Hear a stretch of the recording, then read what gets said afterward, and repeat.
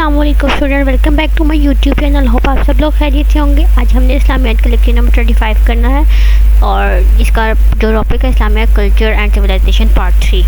ठीक है, तो लेक्चर शुरू करने से पहले आप मेरे लेक्चर चैनल को सब्सक्राइब कर दें और ज़्यादा से ज़्यादा शेयर करें। ठीक है, देखिए शुरू करते हैं। हमारे पास आज जो टॉपिक है वो राइट्स के बारे में। राइट्स जो है वो सही है, प्रॉपर, लेजिटिमेट डिमांड और privilege such as right is a meaningful word. On the other hand it refers to the truth, at the other hand that we can legally and formally claim as our own. मतलब एक right है, हमारा हक है जो कि हम सच्चाई के तौर पे हम उसको लेते हैं। ठीक है, देन हमारे पास आता है literal and terminological meaning of duties. Duties होती है हमारे पास। Fries is a plural of duty.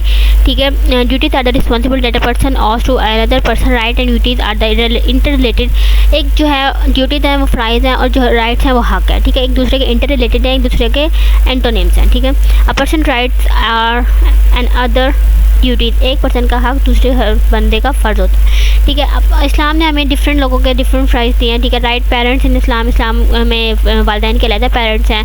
ठीक है, उसमें क्या आता है, गुड बिहेवियर आता है, इनसे अच्छे तरीके से बात करें। ठीक है, और मतलब उनसे अच्छी तरीके से बात करने का जो वो हुआ है ना, बात की हमें एक बात बताइए कि वो एहसान के उसमें आता है। ठीक है, मतलब हम उन पे एहसान करें। A special order of good behaviour and services to parent in their old as.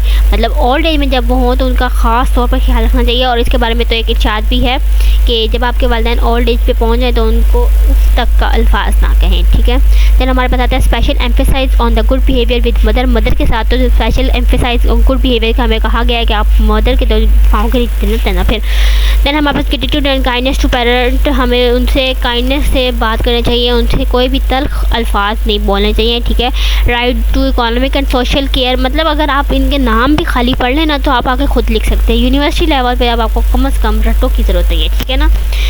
Then हमें आता है right to economic and social care. उनको इकोनॉमिक और सोशल केयर मतलब करें, उनकी ओबीडियंस करें कुरान के अकॉर्डिंग। अगर हम देखें तो what ever you spend of good in your for your parent. मतलब जो तुम अपने पेरेंट पे खर्च करते हो वो सबसे अच्छा खर्च करते हो, मतलब सबसे अच्छी चीज़ है वो। अवॉइड द फॉलोइंग, हमें ये अवॉइड करना चाहिए।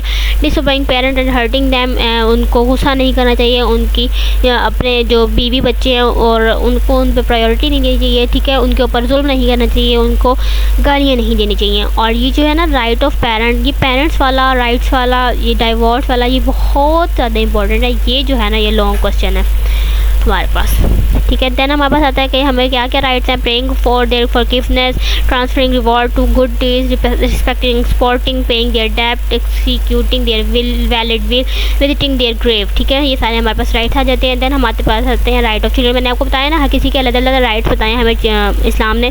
देन अब ये हमने पेरेंट्स के पढ़े, अब हम चिल्ड्रन के पढ़े हैं। ठीक है, तो जो चिल्ड्रन का स्टार्ट होता है वो एक एम्ब्रियो से होता है। ठीक है, जो कि मदर वॉम्प में होता है। ठीक है, वो कुछ महीनों बाद ही प्रेगनेंसी के नाम हो जाता है। ठीक है, देन आगे हमारे पास है कि अपने बच्चों को कत्ल करना एक बहुत बड़ा गुनाह है। Right to have a good name, हमें अपने बच्चों का जो गुड नेम रखना चाहिए, क्योंकि क़यामत के दिन हमें जो लोग हैं ना वो उनके नामों से ही पुकारा जाएंगे, इसलिए हमें उनका गुड नेम रखना चाहिए। फेवरेट नेम जो अल्लाह ताला के नज़दीक है वो अब्दुल्ला और अब्दुर्रहमान है और हारिस हैं। ठीक है, हारिस और हमाम। और जो अल्लाह ताला को नाम नहीं पसंद वो हैं हरब और मरा। ठीक है, और राइट टू ब्रेस्ट फीडिंग जो हमें राइट दिया गया, अल्लाह ताला ने औरत को हुक्म दिया कि वो फीडिंग करवाए अपनी औलाद को। ठीक है, और ये 2 साल तक का जो बर्थ का टाइम है ना वो रिज़ात का टाइम कहलाता है हमारे पास। ये हमारे पास ये लिखा हुआ है। ठीक है, ये देन हमारे पास आता है राइट टू पेरेंटिंग। तो कुरान से the father responsibility to raise children, कि फादर की रिस्पॉन्सिबिलिटी है कि वो अपने बच्चों को जवान करे, उनको बड़ा करे, उसकी सारी रिस्पॉन्सिबिलिटी आती है। ठीक है, देन जी राइट टू ट्रेनिंग, उनको ट्रेनिंग दे कि कैसे बैठना है, कैसे बातें करनी है, कैसे अच्छी चीज़ें सीखनी है, तमीज़ कैसे सीखनी है। सारा कुछ किसके ज़िम्मे में आता है, माँ बाप के ज़िम्मे में आता है, उनके हक़ है, उनका राइट है। ठीक है, वो हमें सिखाएं।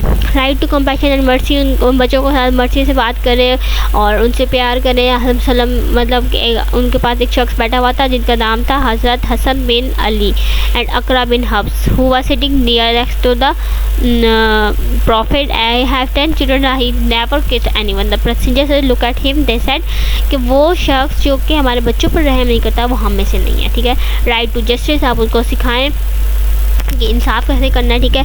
His father took him and केम, मतलब आपको चाहिए अगर आपके पास 4 बच्चे हैं या 2 भी बच्चे हैं, आपके 2 बच्चे हैं, तो आपको उन दोनों में जस्टिस करना चाहिए। ये नहीं कि एक बच्चे को दूसरे पे फोकस देनी चाहिए, जैसे कि आजकल हमारे घरों में बेटों को बेटियों पे ज़्यादा फोकस दी जाती है, ठीक है। तो ये हमें बता रहे हैं कि जी नोमान बिन बशीर जो है his father took him and came to the prophet and said I have given this son of mine a slave. He said have you given this each of your son? No. He said take it back from him, कि उसने कहा कि जी मैंने अपने एक जो बच्चा है ना वो अपने नौकर को दे दिया था। तो वो कहते हैं कि तुमने बाकी बच्चों को भी ऐसे ऐसे दिया है? तो वो कहते हैं नहीं जी मैंने ऐसे नहीं दिया। तो कहते हैं अपना वो जो है ना वो वापस ले लो। फिर उनका इनहेरिटेंस का मतलब अब जायदाद में से बच्चों का भी हिस्सा होता है, उसमें से सारा हो गया, ठीक है। देन हमारे पास आता है राइट ऑफ टीचर्स। टीचर्स के राइट जो है हमारे पास आते हैं कि जी प्रॉफिट ने हज़रत सल्लम ने फरमाया कि तुम्हारे 3 बाप हैं। The one who cause you to come into the world, brother your biological fight, वो बाप जो तुम्हें इस दुनिया में लाए, वो बाप जो तुम्हारा मतलब ससुर तुम्हारे, और एक बाप जो तुम्हारे टीचर हैं, ठीक है। जो हज़रत अबू हुरैरा हैं वो फरमाते हैं कि learn knowledge and learn respect from knowledge. Learn तालीम हासिल करो और तालीम से इज़्ज़त से बात करना सीखो, ठीक है।